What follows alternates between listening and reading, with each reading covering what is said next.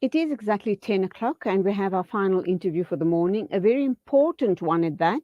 We're going to be talking with tax expert Jashwin Baijoo regarding the South African Revenue Services investigating luxury goods purchases as part of a clampdown on individuals it suspects are deliberately hiding sources of income from the authorities. So I'm kind of wondering, is that a worrying situation, or should we just be paying our taxes or keeping away from luxury items? I say that tongue in cheek, of course, but it is a serious situation. Tax expert, a very good morning to Jashwin Baijoo. Very good morning. Welcome to the program. And what do you make of that? Good morning, Julie. So basically, this is almost an extension of what is known as a lifestyle audit. Now, a lifestyle audit is typically conducted where the super wealthy or your high net worths, your ultra high net worths, or even your affluent are considered to be involved in some sort of illicit trade or fraudulent activity. And that is the means by which they've generated their wealth.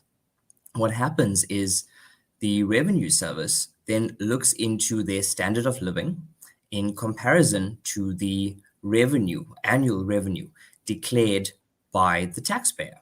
And if there is a correlation, then it's fine and it makes sense. But ultimately, what SARS are looking for is where there's a drastic mismatch. And when I say drastic, I'm talking about someone who is grossing about 650 to 750,000 per annum, but is driving around in a 5 million rand vehicle, which Ooh, they've purchased cash. And I mean, those are evident red flags. I think you'll right. recall earlier this year there was actually an instance where a gentleman decided to go to social media with his luxury vehicles and basically gave himself away to SARS. So Ouch. the extension of SARS's powers, I mean, it's far reaching, and it's almost like you don't see it coming. I mean, when you go to, let's say, Adidas or Puma, or the Diamond Walk in Sandton City, and you pick up a handbag for 20,000, take a picture, put it on social media.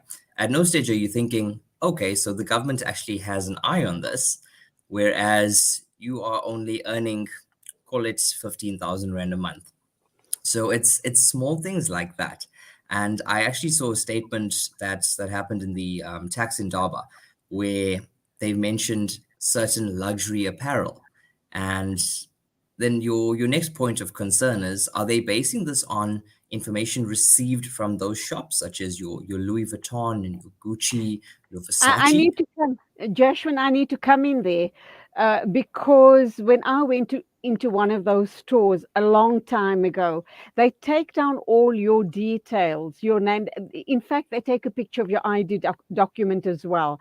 And I wasn't comfortable with that. By the way, I didn't go in there to shop. I went along with someone else in case you think that I fall into that class. No, I don't. But I was horrified at all of they have all of your details on record. So, yes, I agree with you. I think those luxury apparel stores are handing over the information. But I'm also then wondering, when, how does the Poppy Act come into play here? Is that not a clash of interest then? So here's the thing. The Poppy Act speaks to protection of confidential information. And this is typically by virtue of a third party service provider, or in some instances, a service provider who on sells or on uses a certain product or service that's provided. When it comes to procurement of personal information, there is what is known as the automatic exchange of information, which SARS has been using with a number of jurisdictions. And what has been proposed, some similar to what's been used in Australia and Mauritius, etc., is what's known as an unexplained wealth order. Now, what that wealth order will do, and mind you, SARS does have the full backing of a number of government agencies here, to the extent where a memorandum of collaboration has been signed. What that will serve to do is, it is SARS's way of saying we're investigating Tom or Dick or Harry, and we require certain information pertaining to these individuals. That will then be presented to the organization, or as we're discussing now, the store, the chain of stores, and that may very well be the means by which SARS procure this information. Poppy is all good and well, but that very much speaks to disclosure of confidential information to third parties. It does speak to a first party or a standard agreement where it's bilateral, there's no tripartite, etc. But when it comes to something like this, and where it can be shown that there's potential prejudice to the fiscus, then SARS does have certain powers to actually request this information. By the way, just on the side, a side note here, if ever you go to that diamond mine, a mile in Santon City, I am always amazed at the long queues I see outside of the stores, queues of these young people, you know, trying to get in to go and do their purchases. And I kind of wonder, but where do these people get all this kind of money from? But that's just by the way. Let's look at the issue of, and I do need to make this statement as well. And I don't know what your thoughts are on it.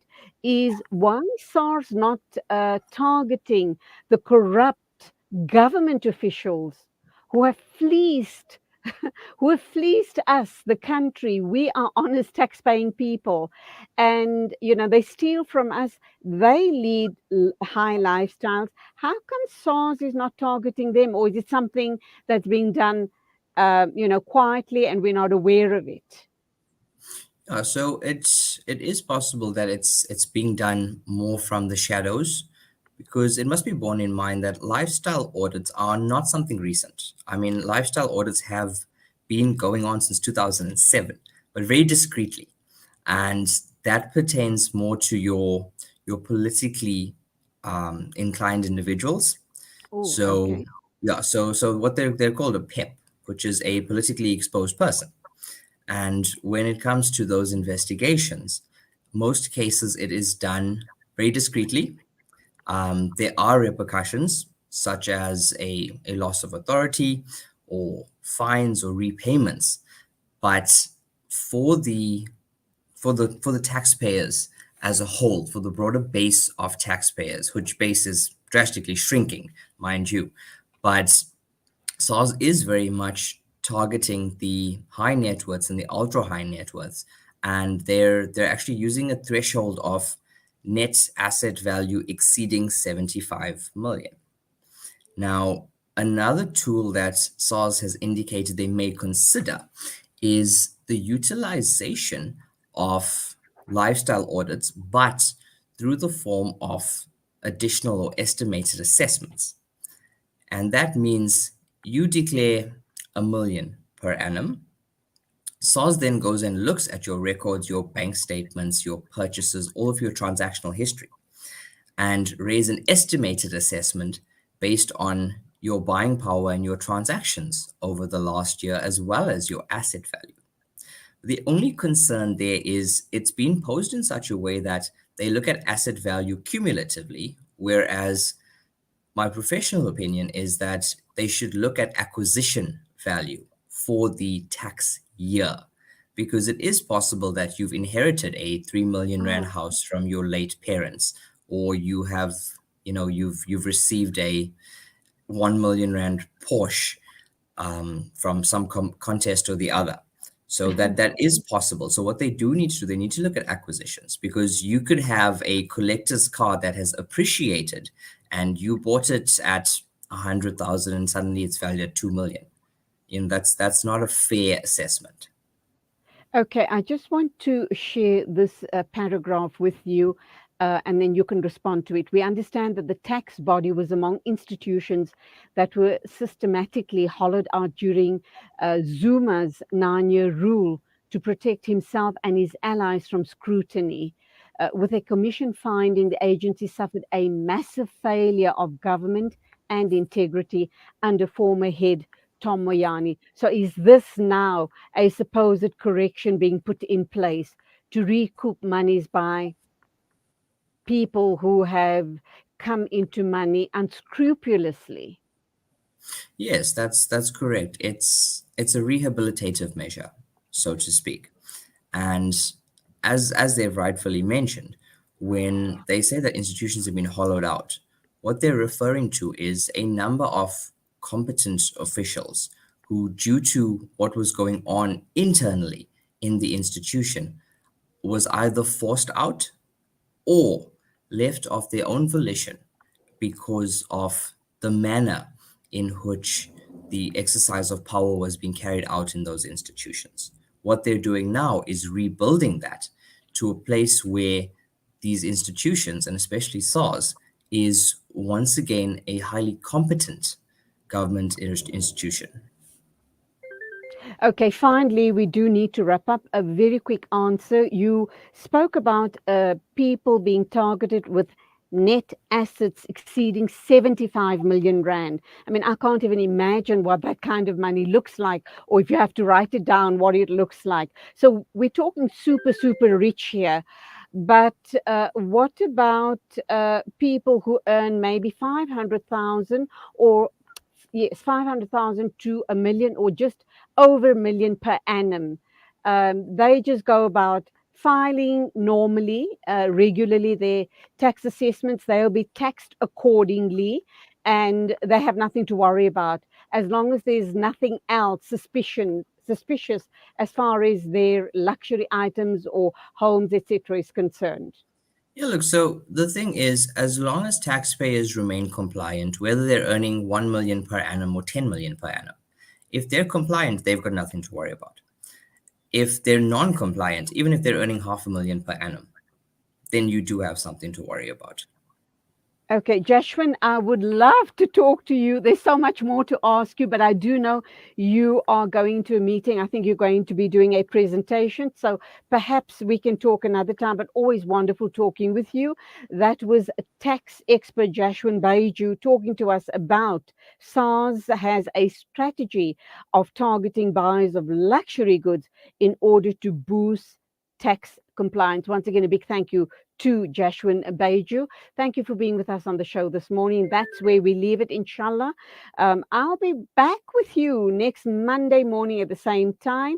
Inayat will be keeping you company tomorrow and Friday. So, in the meantime, take care. Allah be with you. Drive carefully. And up next, we're going to take a listen to a beautiful recitation of Juz 10 by Yasin al Dosari. Assalamu alaikum and Khudafiz from me, Julie Ali.